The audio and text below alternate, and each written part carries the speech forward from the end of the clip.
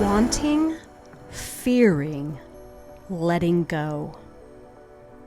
People usually think more or less along the lines of, I want to, but I'm afraid it won't work.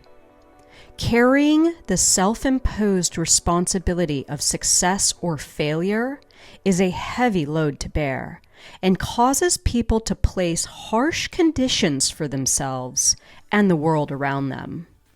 They make excessive demands of themselves and have high expectations of life. As a result, the mirror is distorted threefold.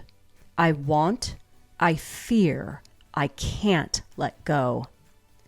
If you think that intention means firmly demanding what you think the world owes you, the result you want to see will elude you. If you request that the world give you what you want, you will still end up with nothing. It is important to understand that all you have to do is make an order and allow the world to carry it out for you. You just will not permit the world to do so because of your demands, requests, fears, and doubts.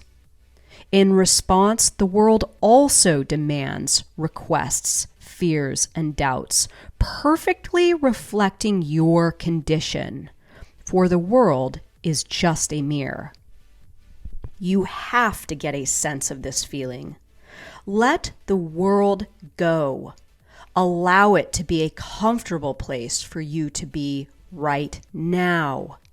It is a subtle, fleeting feeling that passes quickly, but it must be caught hold of.